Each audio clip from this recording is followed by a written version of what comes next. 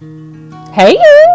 Welcome back to my channel, or welcome to the channel, whichever. It's good to see you. So we're jumping right in. One of my coworkers passed this selection of watercolors along to me. Super excited to try them out and really thankful that she gifted them with me. So this set comes from Family Dollar. I saw it for sale online other places, but like way ridiculous prices, like 3 times as much. So I'd get it from Family Dollar if you're interested in these. They're about $5, and I love the vibrancy of these colors, and they laid down really nicely for the swatching. They did stain my brush. I think that's what I was showing you there.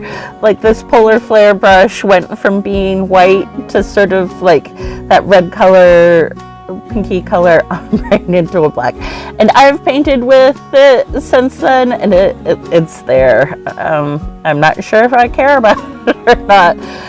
One day I might decide that I need to try to get the staining out, but it's custom now. So yeah, general swatching, these paints went down about as expected. I didn't have any colors doing any weird separation things or a whole bunch of granulation. Sorry about where the filming got a little wonky. My phone was charging while I was filming, and I caught the charging cord and made it rock. So after this bit of swatching happens, the next spot is going to be a test. I think I showed in some of my videos. I didn't in this. This is the information that I was looking for all those times. See the top left hand corner, one in the top left hand corner and the top right hand corner, they both stained. Now this is another test that I will do sometimes to see how opaque my white is. The one on the left is pulling off, and the one on the right is where I painted white directly over the watercolor to see how opaque the white is. And I thought that it did a pretty good job there. So what I'm doing now is I am busting out with my traditional pen nib and an ink set. I got it at Tuesday morning. Alas and alack, they are no more, so you can't go try to score some fun cheap art supplies there. But I have it in my possession now, and I've been wanting to use it for a while. I have that super dusty old India ink bottle in the right hand shot. It's probably 20 years old, and while India ink is supposed to be waterproof, this is no longer. It's been sitting on somebody's shelf for about 20 years, and I knew that coming into it, and I thought, nah, it's fine. But I think whatever the agent is that makes India ink permanent has become inert, and it doesn't do its job anymore. And I unfortunately discovered that while I was painting. So when I get too close to some of these real bold lines in my painting, it bleeds into the watercolor, and it's kind of low-key disaster. But it is a perfect example of why I suggest, if you're trying something new, don't try a whole bunch of new things. Just do one new thing, unlike me. But I've done India ink before, so I thought it would be okay. Yeah.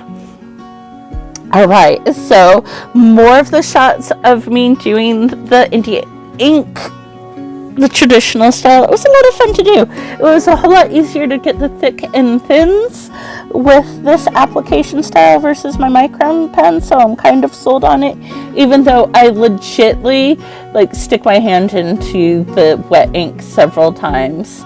And you know, I will get better at that. I hope that I'm just not, you know, gonna be forever inattentive and putting my hand into the wet ink. And so I'm going in with the green for the frog first. When I did the first testing of the budget-friendly art surprise, I was like, yeah, I'll just do this character for all of them. because I have an illustration background, I find having constraints pre-decided for me in the creative process freeing. And so it allows, you know, when all of the decisions are there, it can be overwhelming. But as soon as you start taking off certain things, for me, I find that, you know, okay, I'm going to do pen and ink, and then I'm going to do this watercolor, I'm going to use this style of paper, and all of a sudden a whole lot of things are, you don't have to worry about, and then you can go on to worrying about subject matter and testing how the art supply is going. So, subject matter, I decided that it would be super fun to do a hot air balloon because they're bold and vibrant, and it's a lot of opportunity to use different colors. I don't know if I took as much advantage of that opportunity as I could with this painting. However, I do think it came out cute. So in terms of testing this art supplies, it swatched beautifully on a different type of paper, but I've been doing that with all of these. I've been swatching them on the paper that I am used to painting on, so that I have the initial experience of contrasting it with materials that I know really well. The Canson mixed media paper that I've been doing these test paintings on, in terms of exploring, there's me checking color to decide what color I want to use. Don't go down a rabbit hole. So I was talking about paper and how I'm not as familiar with using this as I am the all cotton paper. This is a newer paper to me, and it gives me surprises sometimes. So it swatched very well on the all cotton paper. Shocker that the more expensive art supply did better. For me in that instance, it could just be that I'm more familiar with using it than this paper. This paper, I struggled getting a nice flat wash. And you can see, especially down in the pink and the purple, where it is doing that lovely watercolor thing, where the water flows from one thing or another and it dries with these wonderful blooming shapes, which is part of why people like watercolor. And even though I love it in other people's work, it drives me nuts. And so I try to let that happen in my paintings. And I couldn't not make it happen in this one. And I think the difference is in the mixed media paper from swatching in between.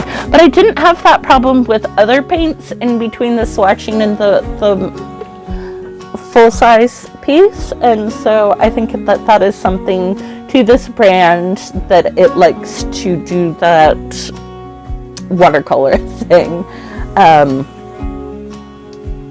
Yeah, see, it's sort of a limited color palette with that balloon. While I did go through and use more colors than just a single color balloon, I think I could have expanded on that a lot. But I do like the aesthetic of how this came out. I think it's a fun, sweet little piece with my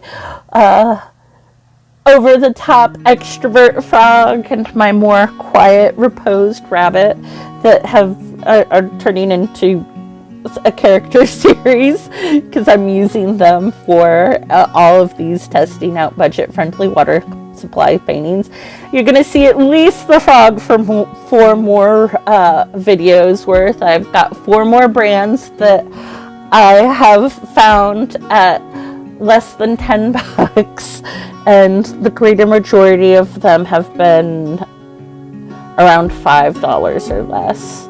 And while I did like these and I liked the colors and their vibrancy, I didn't like that they did that sort of blooming thing. And that's just personal preference. I think that these guys are in at number 2 underneath the Prang watercolor. The Prang watercolor is the best one that I've found so far. Sorry.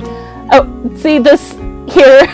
I always run out of time at the end, and I'm trying to hurry all the little like loose ends and tie them up together, so I gave myself some extra time so that I get in. Thank you so much for watching my video. If you enjoyed spending time with me via my channel, like, subscribe. Oh, there's a notification button. You can hit the notification button if you'd like to get